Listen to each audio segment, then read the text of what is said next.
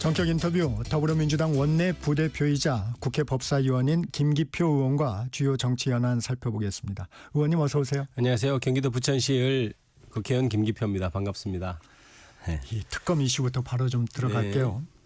윤석열 전 대통령 어제 소환에 불응했습니다. 특검에선 5일 출석을 통보했는데 이 상황 어떻게 보고 계십니까?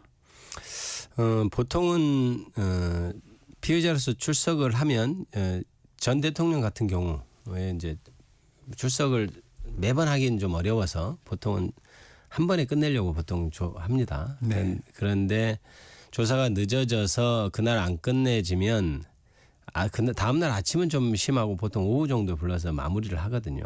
보통 그렇게 해서 그 결과로 구속영장을 청구한다든지 아니면 불구속을 결정한다든지 할 텐데 그래서 바로 그런데 특검에서 하루 정도 쉬고 나오라고 처음에 얘기했잖아요. 그래서 30일 날인가 나오라고 했는데 그때 불응했고 자기들 뜻대로 지금 7월 5일까지 7월 5일 날 나오기로 지금 돼 있는데요.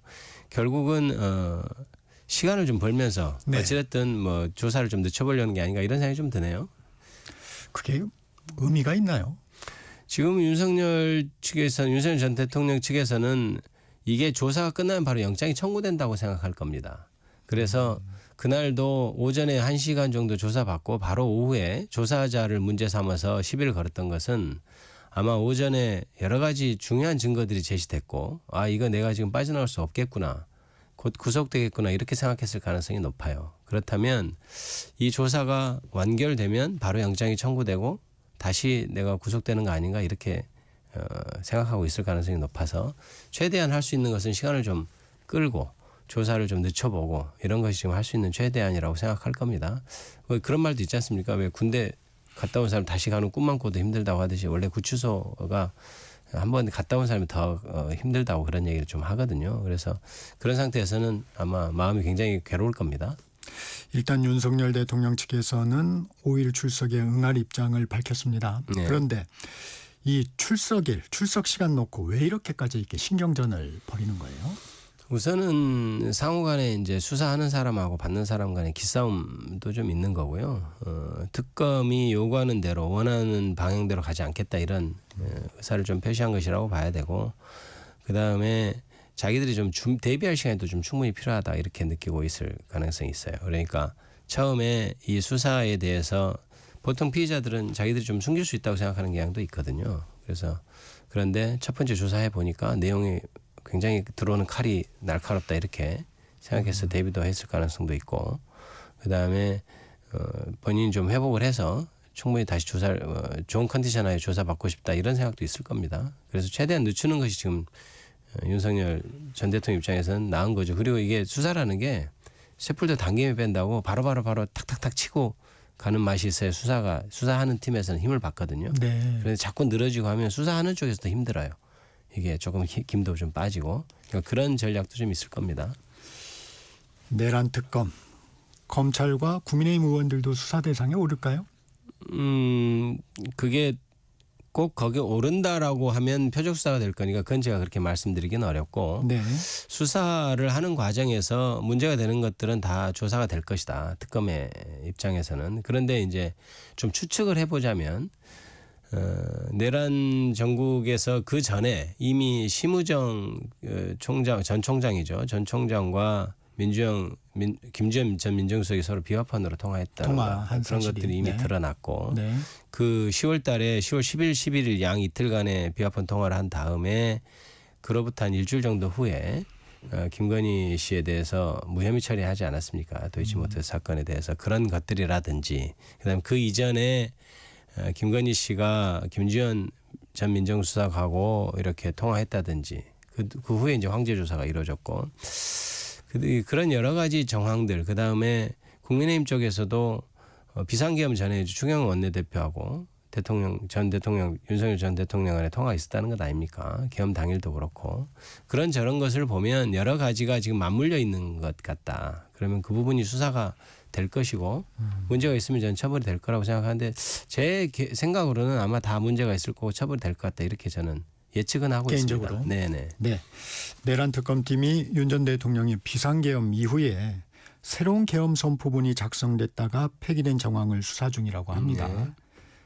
윤 정부 시절 대통령실 부속실장이 12.3 비상계엄 이후 뒤늦게 새로운 계엄 선포문을 작성해서 한덕수 전 국무총리와 김용현 전 국방부 장관의 서명을 받은 사실이 드러났다는 건데 이 부분 민주당에서는 어떻게 보고 계십니까? 일단 지금까지의 수사 상황으로 볼 때 비상계엄이 선포되기 직전의 상황들이 저는 제대로 좀 수사가 좀 덜 된 면이 좀 있는 것 같아요. 그러니까 수사라는 것은 이렇게 뭉뚱그려서 어느 범죄 사실에 대해서 기소하는 것도 의미가 있지만 그때 역사적 사실이 어쨌느냐에 대해서 아주 세밀하게 확인하는 것도 큰 의미가 있거든요. 그런데 지금 윤석열 전 대통령이 기소된 것은 뭐 범죄 사실로서는 어느 정도 네. 뭐 형성이 돼 있다고는 보지만 그때 구체적인 디테일이 있는 사실에 대해서는 조사가 좀 미진하다고 생각합니다. 그런데 이 부분에 있어서 그러니까 한덕수 총리가 전 총리가 본인은 그 자기의 그 계엄에 대해서는 관여하지 않았다고 계속 주장을 하는데 그 부분이 수사가 지금 덜 돼 있기 때문에 그런 주장이 여전히 유효한 것으로 보이고 그럼 이번에 지금 계엄 선포문에 대해서 사후에 서명을 했고 나중에 그걸 폐기했다고 네. 얘기하잖아요. 자기가 관여된 바가 없으면 왜 사후에 서명을 했겠습니까? 그런 점을 미뤄봤을 때 앞단에 계엄 선포 전에 어떤 국무회의 과정에서의 한덕수 전 총리의 어떤 역할이나 이런 것들이 저는 암시된다는 느낌이고요. 그 부분에 대한 경위를 자세히 조사하면 계엄에 어떤 관여된 어떤 사람들이 더 늘어날 수도 있고 계엄 상황이 구체적으로 더 밝혀질 수 있다고 저는 그렇게 생각하고 있습니다. 김건희 특검팀은 오늘 현판식 열고 이제 수사에 착수를 합니다. 언제쯤 김건희 여사 소환 조사가 가능할까요? 예측하기는 좀 어려운 분야이긴 합니다만은 지금 김건희 씨에 대한 특검은 그동안 있었던 한 16개 정도 항목이죠. 김건희 특검의 수사 대상은 그렇게 돼 있는데요. 모든 사건이 지금 다 뭉뚱그려져 있기 때문에 어느 사건에서 가장 먼저 소환할지 자체를 예측하는 것은 쉽지 않습니다. 그런데 사건을 보면 명태균 게이트 같은 경우는 거의 사건이 조사가 많이 돼서 김건희 씨의 소환만 좀 남겨놓고 있는 상황이 그런 네. 국면이었고 그다음에 도이치모터스 사건 같은 경우도 지금 녹음 파일도 나오고 그다음에 서울 고검에서 조사할 때 역시 김건희 씨를 소환만 남겨둔 상태였다고 보이면 지금 내란 특검이 오늘 출범하죠. 오늘 출범하고 네, 오늘 현판식 합니다. 오늘 현판식하고 출범하고 김건희 특검. 네, 김건희 특검이요. 죄송합니다. 김건희 특검 현판식 하고 출범하고 기록 파악되고 이제 기록은 이미 파악하고 있을 거고요. 그럼 바로 거기서부터 그 두 가지 사건에서 각각 소환이 가능하지 않을까 이런 생각을 하고요. 그렇다면 김건희 씨가 뭐 출석에 불응하고 3차까지 또 가고 이런 것만 아니면 조만간 출석할 수 있지 않을까 생각하고 있습니다. 이번에 특검의 수사를 보면 핵심 당사자를 가장 먼저 네. 이렇게 약간 소환하고 압박하는 네. 좀 이런 부분이 좀 보입니다. 네. 이 순직해병 특검팀에서도 임성근 전 해병대 1사단장 제일 먼저 불렀어요. 네. 그런 지금까지 그것은 이제 특검이 출범하자마자 그런 임성근 씨나 이런 사람들을 불러서 그렇게 보일 수는 있는데 사실 특검이 그동안 했던 수사를 또 이첩을 받았기 때문에. 기반으로 하고 있기 때문에 또 가능한 것이기도 합니다. 그래서 제가 보기에는 기록을 파악하고 전체적으로 파악한 후에 그러면 주요 당사자를 불러서 다시 한번 입장 확인하고 다시 보강 수사를 하고 이런 방식으로 흘러갈 수도 있을 것으로 보입니다. 그건 이제 기존 수사와는 좀 다른 틀이기 때문에 가능한 상황이죠. 이 3대 특검팀의 수사 초기 단계지만 어떤 부분을 좀 놓쳐서는 안 된다 하는 말씀 혹시 있으세요? 일단 내란 특검 같은 경우에는 그동안 각 검찰이나 경찰이나 각각 수사를 할 때 자기 조직에 대한 수사가 미진했을 가능성이 있거든요. 네. 그런데 여전히 특검의 구성을 보면 검찰 그때 수사했던 사람들도 많이 들어와 있고 물론 새로운 사람도 들어와 있습니다만은 그래서 그 각각의 분야 단위에서 하지 못했던 수사들을 더 치밀하게 해야 될 것으로 생각되고요. 그다음에 또 한 가지는 지금 물론 근본적인 문제는 법원의 어떤 재판 일정의 문제입니다. 특직위원 재판부가 구속 사건임에도 불구하고 한 달에 한두 번씩만 재판을 해서 결국 6개월의 구속기간을 도과해버리지 않았습니까? 그래서 김용현 전 장관도 곧 풀려날 위기 그다음에 이렇게 돼서 다시 네. 추가 기소하고 이랬잖아요. 네. 근본적으로 법원에서 당연히 구속사건을 6개월 내에 선고하도록 열심히 해야 되는 건 맞지만 그 재판부가 또 바뀌어야 되는 것도 맞지만 그것까지 최악의 상황까지 감안해서라도 기소하는 것을 좀 이렇게 전략적으로 좀 할 필요가 있다. 그러니까 여러 가지 범죄 사실이 있지 않습니까? 그러니까 구속 기간을 네. 6개월씩 할 수 있도록 한꺼번에 기소하는 것이 아니고 조금 쪼개서 기소하는 그런 묘도 좀 발휘해야 될 필요 있지 않을까 이런 생각을 하고 있습니다.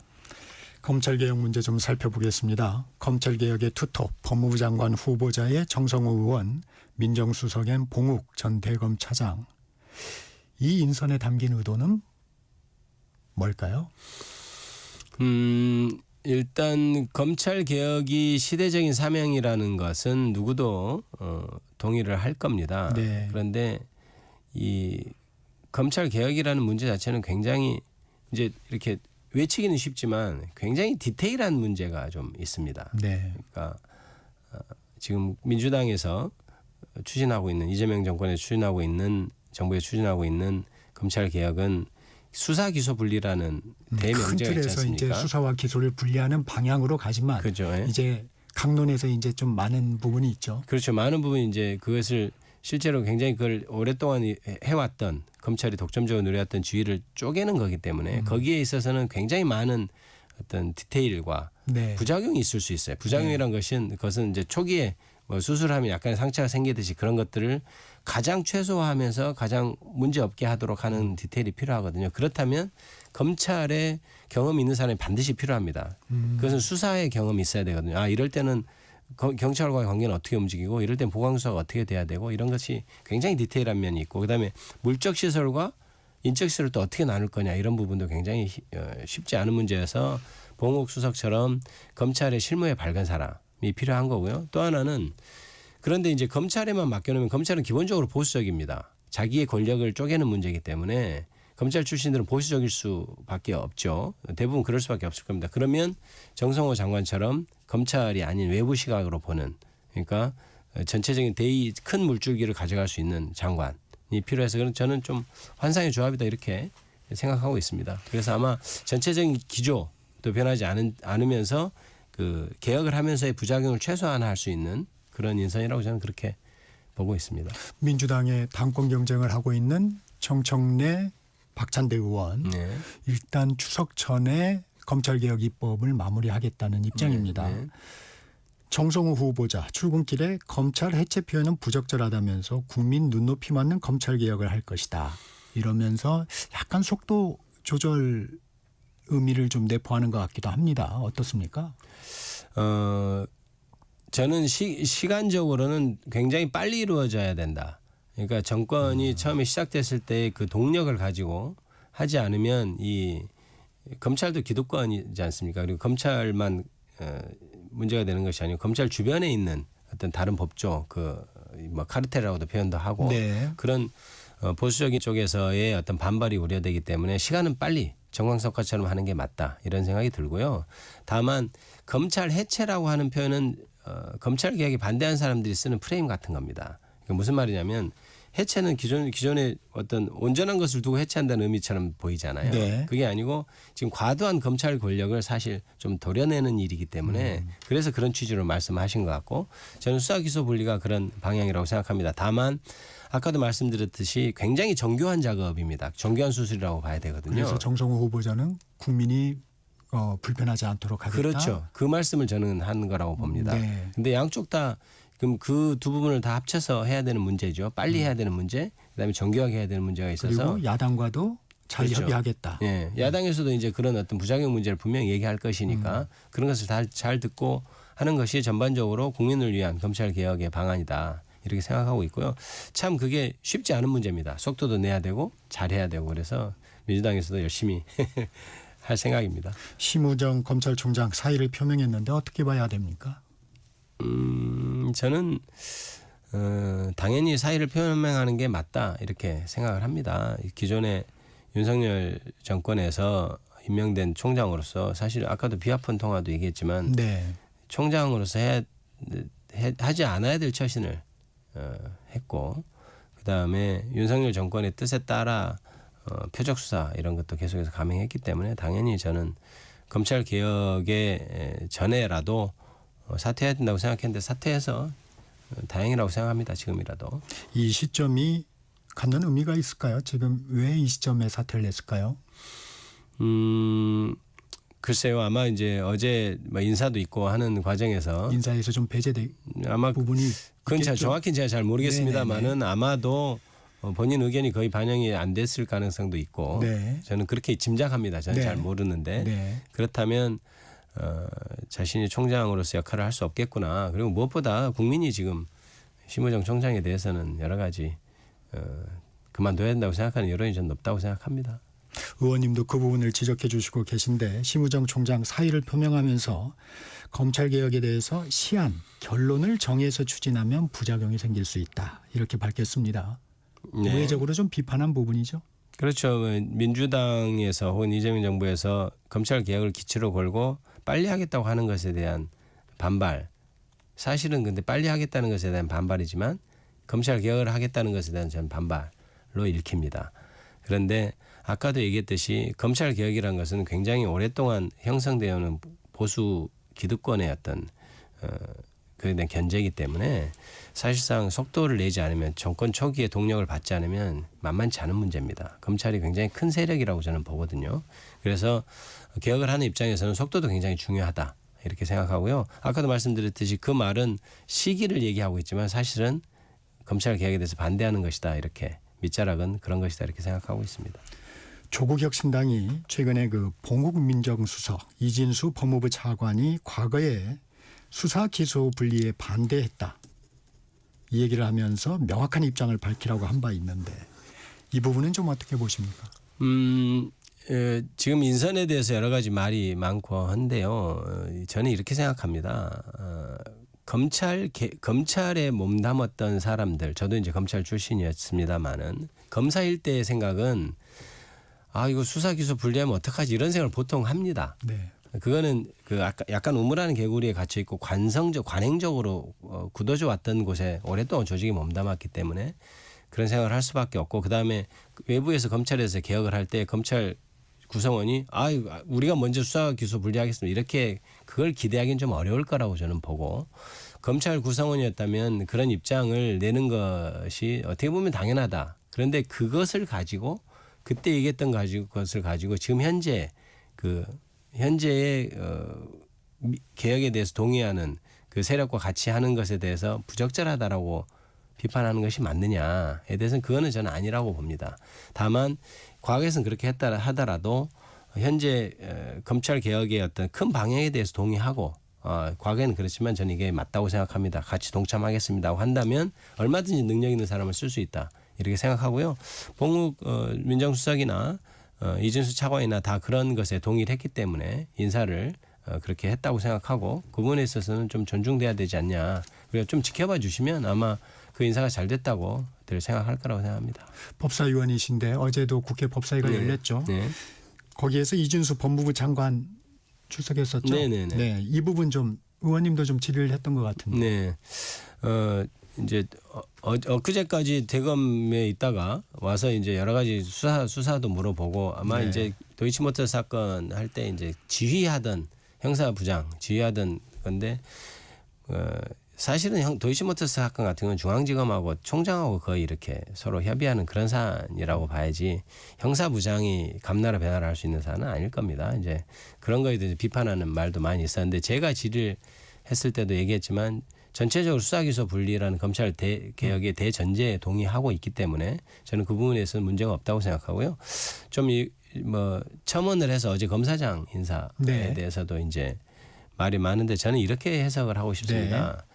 검사로서 이렇게 검사장까지 수사를 하다 보면 여러 가지 문제가 되는 수사에 관여할 수도 있고 거기에 지휘자로서 있을 수도 있고 여러 가지 얽히고 설키지 않을 수가 없습니다. 그런데 어떤 사건에 대해서 뭐 했다고 해서 이제 검찰 저런 사람을 다시 검사장으로 쓰느냐 이렇게 비판하는 것은 조금 과도한 면이 있다 이렇게 생각하고요. 또 찐윤이냐 아니냐 이런 얘기들을 좀 많이 하는데 네. 저는 뭐 그런 어떤 구도에서 말씀을 들어보면 이른바 윤석열 사단, 네, 그렇죠. 무슨 사단 뭐 이런 찐윤 얘기. 윤석열 사단. 네. 찐윤 윤석열 사단이라고 한 사람들은 어제 일부 사직서도 네네. 내고 그다음에 아직 뭐 거취를 표명하지 않았지만 사실 그런 분들이 또 일부 있습니다. 그런 분들은 중이 절대 쓰이지 않겠죠. 하지만 무색무취하면서 일만 또 열심히 한 사람들도 그 윤석열 정권이든지 그때도 검사장으로 승진한 사람들도 네. 있어요. 근데 그런 사람들도 있고 아예 또 반윤이었던 사람은 사실은 거의 다 나가고 없거나 한두 명 정도 남아 있고 그중에 이제 어제 승진한 사람도 있었습니다만은 그렇게 생각해 본다면 아주 찐윤 뭐 윤석열 그런 사람이 아니고 보통 업무 잘해서 무색무취해서 검사장 승진한 사람들이 또 다른 자리에 쓰인다고 해서 그것을 윤석열 정권 하에서 너 검사장 역할 노릇하고 잘 해먹고 있으면서 또 이번에 출세 이렇게 비판하는 것은 조금 좀 과도한 것 아닌가? 그리고 이제 그 비판하는 자료로서 옛날에 무슨 수사도 했고 어땠고 이제 이렇게 당연히 동원이 되겠죠. 그런데 그런 것들은 또 검사를 하다 보면 당연히 뭐 지휘를 하는 입장이건 수사 팀원으로 들어가 있는 입장이건 그렇게 될 수밖에 없기 때문에 그런 점들은 조금 더 비판적인 시각에서 좀 달리 좀 봐주셨으면 하고 앞으로 어떻게 하느냐 또 이재명 정부에서 또 추구하는 것은 진짜 실용적인 인사 아닙니까? 앞으로 어떻게 하냐는 것을 국민 여러분께서 매 눈으로 네. 이렇게 바라봐 주시면 어떨까 이런 생각을 합니다. 이 상법 개정안이 법사위에 상정돼서 소위로 넘어갔습니다. 네. 여야 합의 처리 가능성이 지금 나오고 있는데 처리 일정은 좀 어떻게 되나요? 오늘 오전에 일소위에서 논의가 될 겁니다. 10시에 아마 일소위가 예정되고 저는 일소위는 아니어서 들어가지 않습니다만 논의되고 그거를 바탕으로 해서 내일 본회의에서 처리되지 않을까 이렇게 생각하고 있습니다. 그러면 합의의 마지노선은 내일인가요? 저는 그렇게 보고 있습니다. 그래서 내일 오전에 아마 전체의 법사위 전체회 열리고 오후에 본회의에서 처리되지 않을까 싶은데요. 국민의힘 쪽에서도 지금 대체적으로 상법 개정안에 대해서 동의하겠다는 얘기를 하고 있어서 약간의 뭐 디테일에 있어서의 어떤 강론은 좀 있을지 몰라도 대승적으로는 아마 합의해서 처리되지 않을까 이런 생각을 하고 있습니다. 김민석 국무총리 후보자 인준안도 내일 예정대로 처리하나요? 네, 저희는 청문회 과정에서 그동안 국민의힘이 밝혔던 것이 완전히 그 빈술에 요란한 그런 거였기 때문에 저희들은 당연히 인준될 거라고 그렇게 생각하고 있습니다. 내일 처리해야죠. 빨리 네. 국정이 이제 안정되고 출발해야 됩니다. 예. 오늘은 여기까지 듣겠습니다. 지금까지 김기표 더불어민주당 의원이었습니다. 고맙습니다. 감사합니다.